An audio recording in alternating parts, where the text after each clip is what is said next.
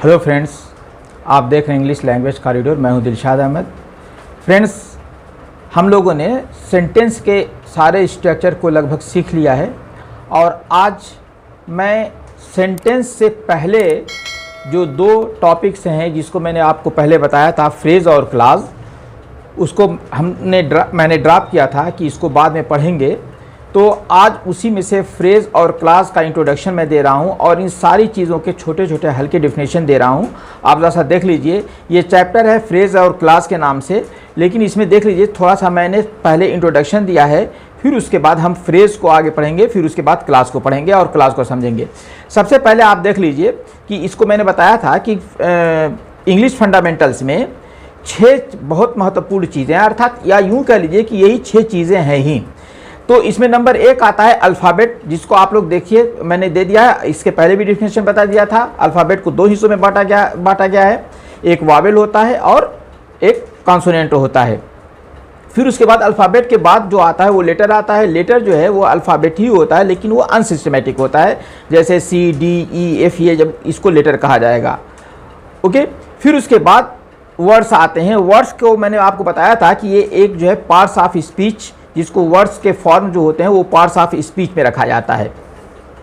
तो ये वर्ड्स है, इसको भी मैंने आपको बहुत डिटेल में हर टॉपिक को बहुत ढंग से आपको एक्सप्रेस कर दिया है। अब जो है आता है फ्रेज। फ्रेज क्या होता है, जैसा एक बार जान लीजिए कि फ्रेज को हिंदी में वाक्यांश कहते हैं। और आप लोग देखिए, ये जो आपकी इस पे स्क्रीन पे दिख रहा है फ्रेज, ये तो वाक्यांश कहते हैं। और फ्रेज होता क्या है कि वाक्य जो फ्रेज कहते हैं किसको, जैसे इसको एक देखिए, मैं आपको स्क्रीन पे इसको ये कर दे रहा हूँ विद एग्जाम्पल, डार्क कर दे रहा हूँ। जैसा देख लीजिए इसको कि वाक्यों, सेंटेंसेस, उपवाक्यों, क्लॉजेज में प्रयुक्त शब्दों का ऐसा समूह जो अर्थ तो रखता हो परंतु पूरा भाव प्रकट ना करे, फ्रेज कहलाता है।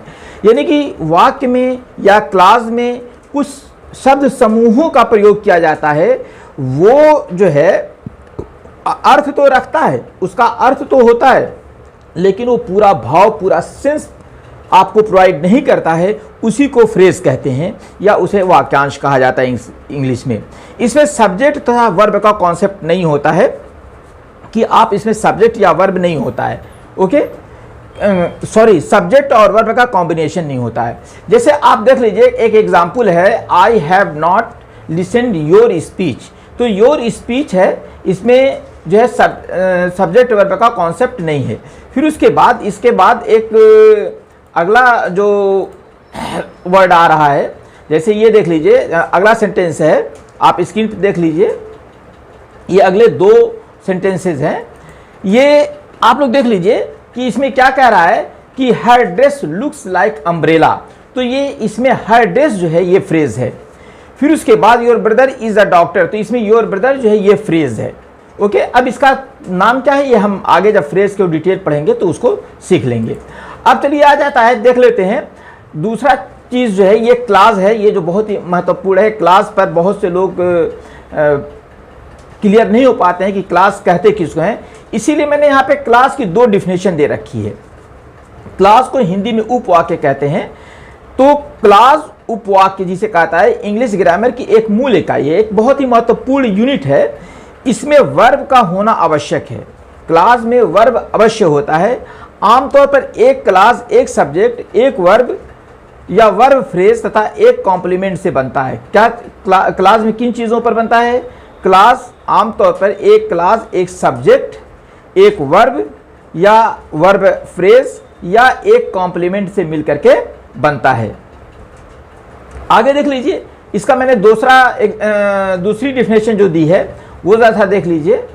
इसकी दूसरी डिफिनेशन मैंने जो दिया है वो ये है कि या करके शब्दों का ऐसा समूह, देखिए जैसा शब्दों का ऐसा समूह जिसमें कर्ता, सब्जेक्ट तथा क्रिया वर्ब का समावेश हो, क्लॉज कहलाता है। इसमें सब्जेक्ट भी होता है और वर्ब का समावेश भी होता है, अर्थात दोनों होते हैं, सब्जेक्ट और वर्ब दोनों होता है, उसे क्लॉज कहते हैं। जो है ये सब्जेक्ट 2 प्रकार के होते हैं, जैसा देख लीजिए यहाँ पे जो एक ये मैंने चेंज करना मैं भूल गया, ये सब्जेक्ट है, यहाँ पे आप लोग बना लीजिएगा, ये सब्जेक्ट है, इसको आप लोग देख लीजिएगा। सब्जेक्ट दो प्रकार के होते हैं, क्लास दो प्रकार के होते हैं, डिपेंडेंट क्लास और इंडिपेंडेंट क्लास। ये जो ये है, ये क्लास है, ये आप देख लीजिए, ये क्लास है, यहाँ पे क्लास लिख लीजिएगा। क्लास दो प्रकार के होते हैं, डिपेंडेंट क्लास और इंडिपेंडेंट क्लास। इसको हम जब क्लास वाला टॉपिक पढ़ेंगे तो हम इसको डिटेल पढ़ लेंगे। जैसे देखिए, इसमें दो क्लासेस का इस्तेमाल हुआ है, आप लोग देख लीजिए, इसमें दो क्लासेस का इस्तेमाल हुआ है। एक वाक्य इसमें दो क्लास का ये है, जैसे I know the boy who won the race. इसमें दो क्लासेस हैं, उपरोक्त वाक्य में दो क्लासेस हैं का प्रयोग हुआ है, आई नो द बॉय और दूसरा है हु वॉन द रेस।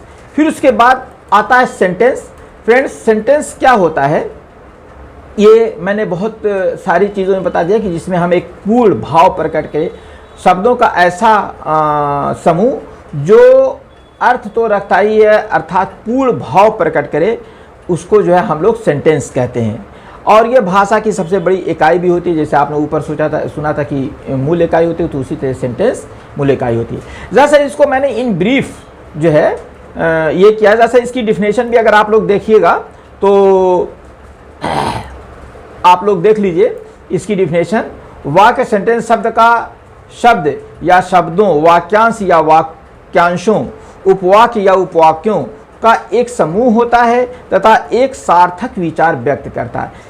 ये क्या होता है, शब्दों का समूह होता है, वाक्यांशों का समूह होता है और उपवाक्यों का समूह होता है। ये तीनों का, यानी कि वर्ड्स का भी होता है, फ्रेज का भी होता है और क्लास का भी एक समूह होता है जो एक पूर्ण भाव व्यक्त करता है, एक सार्थक विचार व्यक्त करता है, आपके पूरे एक नॉर्मल विचार को व्यक्त करता है। उसी को हम लोग सेंटेंस कहते हैं, ठीक ना।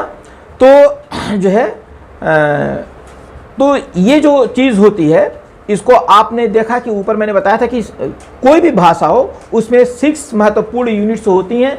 उसमें आइए हम लोग यहाँ पे 3 यूनिट्स को जैसा देख लेते हैं। सबसे पहले आप देखिए, ये फ्रेज है, ये फ्रेज है, फिर उसके बाद ये देखिए क्लास है, फिर उसके बाद देखिए ये सेंटेंस है। ये 3 चीज़ें हैं। ये तीनों चीज़ों को जैसा आप लोग ध्यान दीजिएगा कि इनमें तीनों में अंतर क्या है। सबसे पहले देखिए, ये फ्रेज है। Phrase is a group of words. क्या है, आपने देखा, phrase is a group of word. फिर दूसरा क्या है, class is a group of words. Phrase भी ग्रुप ऑफ वर्ड्स होता है और क्लास भी ग्रुप ऑफ वर्ड्स होता है। और फिर उसके बाद sentence is a group of words. Sentence भी ग्रुप ऑफ वर्ड्स ही होता है।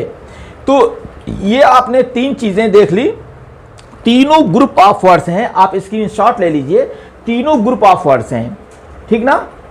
अब देखिए इसके दूसरे जो दूसरे एग्जाम्पल्स हैं कि इसको क्या कहेंगे आप। अब देख लीजिए, दूसरी रो में हम लोग देख रहे हैं, पढ़ेंगे कि phrase has no combination of subject and verb. ये देखिए, phrase has no combination of subject and verb, ये आपने देख लिया। फिर उसके बाद दूसरा जो क्लास है, अब इसमें अंतर क्या है, देखिए, class has combination of subject and verb. Class, इसमें ऊपर तो सारे एक थे कि सब ग्रुप ऑफ वर्ड्स होते हैं, फ्रेज भी ग्रुप ऑफ वर्ड्स होता है, क्लास भी ग्रुप ऑफ वर्ड्स होता है, सेंटेंस भी ग्रुप ऑफ वर्ड्स होता है। अब जो होता है फ्रेज, जो होता है फ्रेज में no combination of subject and verb, subject और वर्ब का कॉम्बिनेशन नहीं होता है।